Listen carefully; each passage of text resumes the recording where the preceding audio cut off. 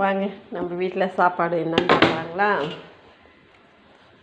வடித்த சாதம்,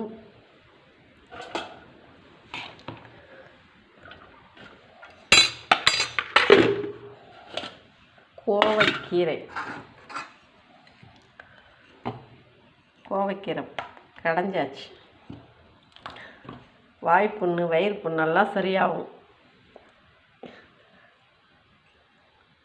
வாயில் புண்ணு இருந்தால் நம்ம ஹாஸ்பிட்டலில் போய் மாத்திரை வாங்கி சாப்பிட வேண்டாம். இதையே கடைஞ்சி சாப்பிட்டா நல்லாயிருக்கும். வாய்ப்புண்ணெல்லாம் சரியாயிடும். டேஸ்ட்டும் நல்லாயிருக்குங்க. கேரட்டு தட்டைப்பயிறு போட்டு பொரியல் மாதிரி பண்ணியாச்சு. சேப்பங்கிழங்கு வறுத்தாச்சு.